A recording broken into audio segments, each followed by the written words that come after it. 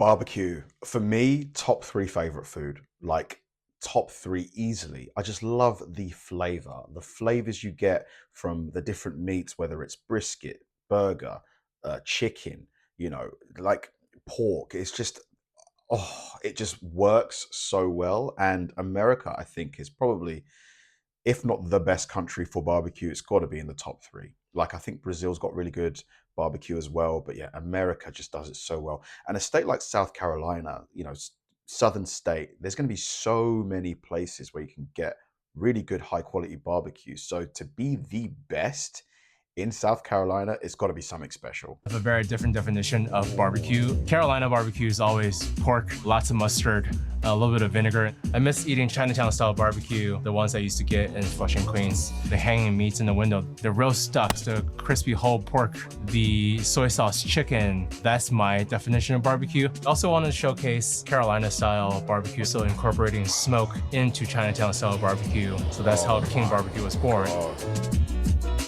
The glaze on those ribs looked incredible. Good morning, my name is Troy Wong. This is 6:30 in the morning. We're here at King BBQ in 6:30 a.m. I mean, yeah, he's the owner. He's got to be the one to open up, right? North Charleston. We're about to light a pits. Welcome to the pits of King BBQ. This is our pitmaster, Brandon Olson, right here. And we're about to grab some of our wood, which we stack over here. It's a mixture of white and red oak. Red oak, we kind of use more for the consistency of the heat. And then the white oak, I've noticed a little bit greener, so it has a little bit more smoke to it. One of the biggest things about smoking is that you forget the weather absolutely affects how much wood you use. When it's colder. It's crazy. I never would have thought the type of wood you would use would have any real impact on like the flavor of the meat. I just thought the wood was just to generate heat, right? It's crazy. It takes a lot more wood to get it nice and hot. So we're gonna split some of these just so smaller pieces will light a little easier. We ghetto rigged this a long time ago. This is actually a cutting board with another piece of stump underneath it. It's a really good way to take some stress out sometimes. I've been cooking since 2007. I've cooked mainly classic French or like New American or Chinese food. So learning how to use a smoke box is a really fun learning experience for everybody. My entire career I've been doing barbecue, but for the past 8 years I've been learning Chinese cuisine from Shuai, and it's really cool to have like a full circle moment now. I'm just like a country kid, I'm not used to all this fancy stuff. So like Shuai would take me to New York. I'll never forget the first time we went. I took him to Chelsea Market. He's never been there. We were leaving, and I turned around. Brandon's holding the door for every fucking body that's coming out. I was like, Brandon, this isn't the cell. Let the door go. It was like, sorry. You're not It's that Southern hospitality, right? the doorman at Chelsea Market, Brandon. I was for about 30 minutes. Our learning curve for both of us is that how to incorporate Chinese barbecue with Southern smoke. Chinese barbecue has always been all direct heat, and that like renders and cooks the meat very differently versus a smoker where it's such indirect heat and such lower temperatures that curing and marinating meat turned everything into ham. So it took us a long time to figure out how to incorporate this smoke into the meat itself. These are Lang smokers, the reverse flow. You add your fire right here, heat goes underneath this hot plate, basically hits right here and then comes back all the way through to this. So it actually ends up creating a convection. Wow, man. There's just so much like intelligence behind how they do it. I thought, you season the meat, you slap it on the grill, but no, it's a lot more complicated, isn't it? So we're gonna light this bad boy. Once this thing gets hot, it retains the heat pretty well. So I like to crack it just a little bit, like this. So I get some of the smoke to come out the bottom right here. And also heats up the entire thing. And now we'll go season the ribs, so we'll put the ribs on as well. The gas is off. What? Maybe we lost power. I don't think so. So this is a fun part of restaurant owning. Every day something goes wrong. I was just told that our gas is off, so we'll see what happened there. Why? There we go. My favorite things in the morning is looking at the millions and millions of texts that I got telling me what went wrong. Okay, crisis averted, guys. Crisis averted. Back to the important part. Yeah, being a restaurant owner, you got to be such a problem solver as well. Because what if he didn't know how to fix it? Then he's got to wait for an engineer to come out. Man, so you got to know how to do everything pretty much. Delicious, delicious ribs. This is our AP rub, a mixture of sugar, salt, 5-spice, and just a little bit of magic seasoning, MSG. You know why people love Doritos? Because when they eat it and you get this little bite in the back of your teeth. Same with mushrooms, same with any cheese that's super aged. It does make a huge difference in flavor. I think the whole scare of it is, I don't know, to each his own, right? But we love it here. Somewhere down the line, we'll put a little bit of this super, super secret Chinese barbecue sauce. Traditionally, if you were doing Chinese barbecue ribs or cha shao, you're marinating all your pork in this. We wanted to get more flavor of the cha shao glaze onto the ribs, but we didn't want to cure it. So what we do now is just put a very light layer on there. It's mainly sugar. There's also hoisin in there. Instead of just doing a straight dry rub or a wet rub, it's a little bit of both. So we'll season all. I always love how like generous they are with the seasoning, man, because that's where the flavor is. Obviously, the meat has some flavor too, but seasoning really brings it out. All of them, and then we'll get a little bit of this char siu sauce. Kind of just start making it look like curry a little bit. And I feel like most people do their dry rubs heavy on chili powder or brown sugar, which is like very common because you want that molassesy kind of flavor. Or it's just like, yeah, this is like very heavy on white sugar and the 5-spice, and the glaze really gives it that extra little layer of flavor. And we use spare ribs versus like baby. So $19 a pound. That seems all right, to be fair. So that's like half a kilo. Ooh, maybe a little pricey. What do you guys think? So 2 pounds of barbecue spare ribs is $36. It's not terrible. 5-spice rotisserie chicken, quarter of a bird, $9. Half a chicken, $18. Back or whatever, just because that's very look old good, school though. Chinese They look restaurant. good. Chinese people are all about texture when it comes to food, so that's why Chinese barbecue sometimes is a little chewier than like a southern style barbecue. The cartilage part is one of our favorite parts. If it's cooked correctly, it's not chewy to the point where you can't eat it. It gives that really nice crunch. So now this is all glazed up. We'll hit that in the smoker. With a smoker like this, with different hot spots and different heat points, you're gonna have to rotate and move around individual ribs. It's like, oh, this rib is almost done, this rib is not. I'm gonna have to move this rib up top, that rib on the bottom. So there's a lot of adjusting like that. Same with our butts, same with our ducks, same with like just all of it. This is what we use to reheat some stuff. This is originally created for KFC because they used to keep their chicken super crispy. If you don't know about CBAPs, they're basically steam and heat. Our fresh ribs are not as good as our next day ribs. That reheating process, all that steam breaks it down a little bit more and it like makes it a little softer. Dude, the amount of machinery he must have in this kitchen. Like, what? So there's a machine just for keeping the food crispy. This is like a magic maker. And then like you notice that these are all covered in foil versus a lot of places will do paper. And then we started with paper and just dry them out. So more learning. 9 a.m. We're about 2 hours away from service. While the meats are going, smoking, and the line's getting ready, we're gonna do some quick butchering to get this out of the way. Chef Olsen is butchering ribs for tomorrow. We're also butchering this duck to get ahead for tomorrow because both of these things are like 2-day processes. Duck is not one of the things you find on every single menu at a Chinese barbecue restaurant. Growing up in Queens, Flushing was the Chinatown that I went to. Every weekend we would go to Flushing to go grocery shopping, and then we'll stop by one of the barbecue restaurants. We always get roast duck and we always get crispy roast pork. When we started doing this, we made our rubs and we tested it and tested and tested till it tasted exactly like how I remember. And that's kind of how we did most of the menu, honestly. I don't like to write recipes down until like more recently, you know, when I had to step away a little bit because of 2 restaurants. Brandon used to just follow me around with a notebook. Like an intern, just like. And then and I would just make things and he would write it down like how much I put of it. So I've been trying to get better about it. As far as breaking down the duck, we'll take. They've got a really good working dynamic, these two, which is so important because they're going to be around each other like all day. They've both, been there from 6:30. They're probably going to be there till closing. You need to get on with someone if you're going to be around each other for, 18 hours. The wings off. Take any excess fat off. We'll separate the legs and the thigh from the breast. I like to keep it on the bone, and that's our duck breast. And our duck leg, and we'll go right down the middle. So we keep it on the bone. We used to take it off the bone, but then we realized that it'll create a much moisture product.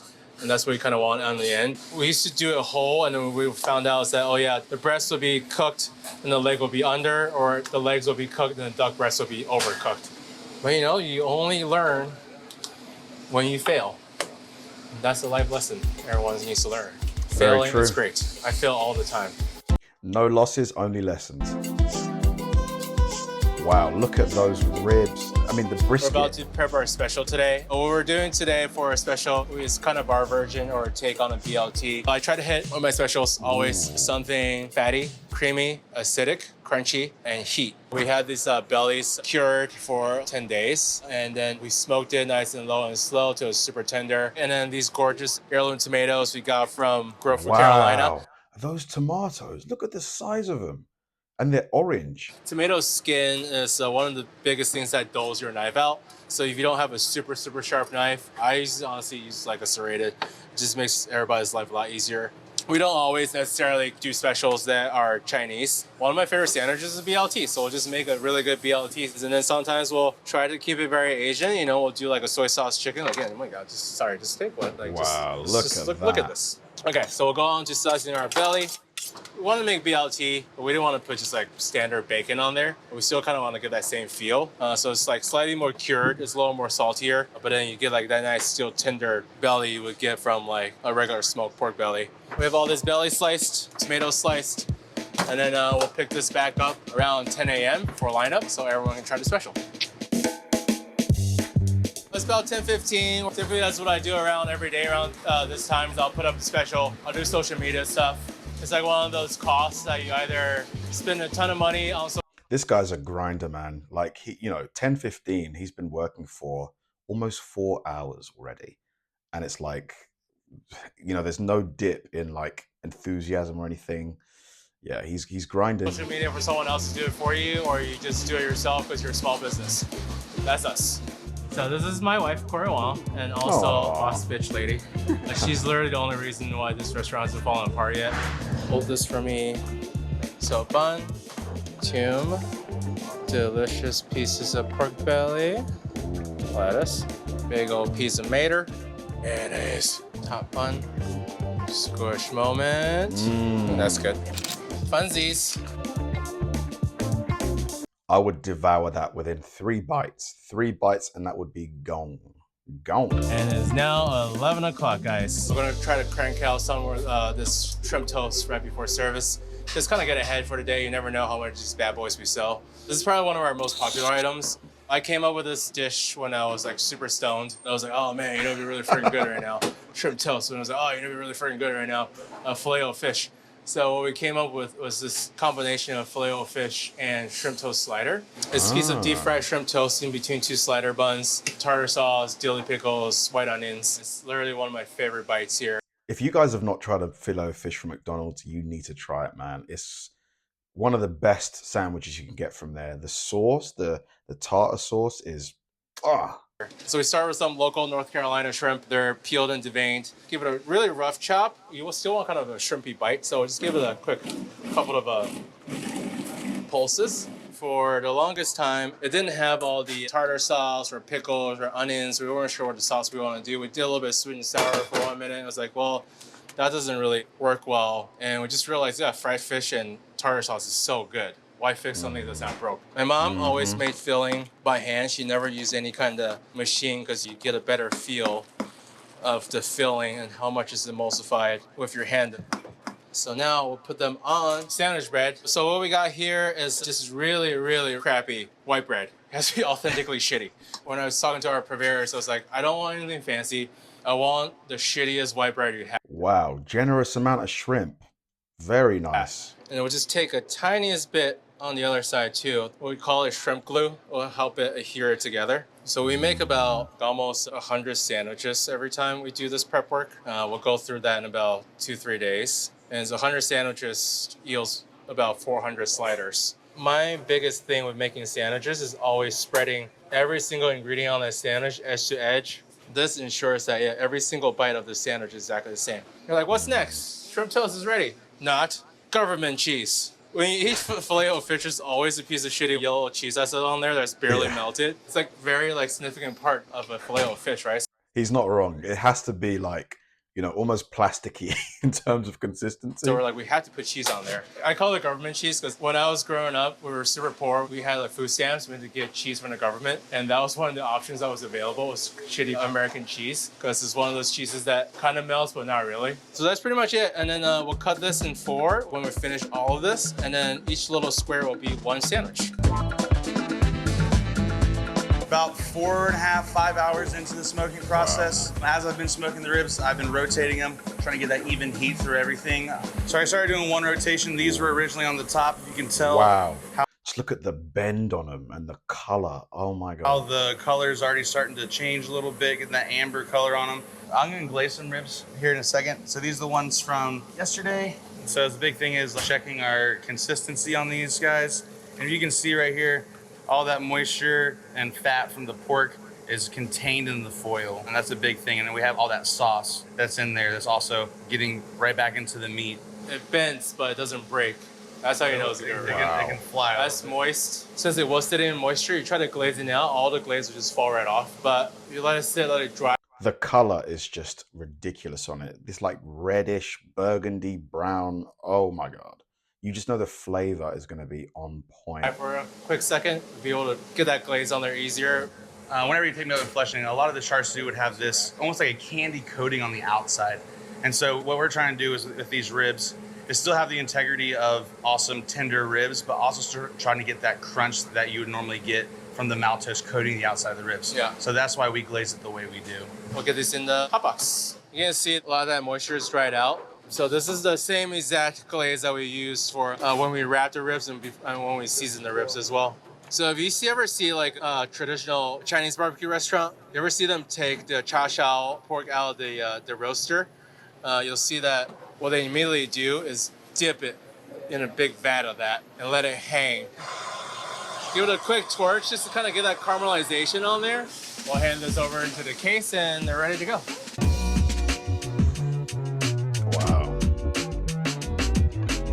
Cool looking place. I like the Chinese elements to it. Looks really cool.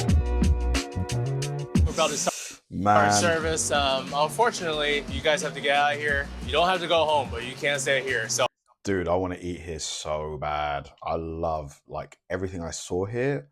I would just demolish so quickly. And the guy, you know, him and the pitmaster, Olsen, Brian, I think his name was. The dynamic between the two of them is just great as well. I would eat here instantly if I could. Instantly. Thanks for watching, guys. If you enjoyed the video, please like and subscribe, and I'll see you in the next one.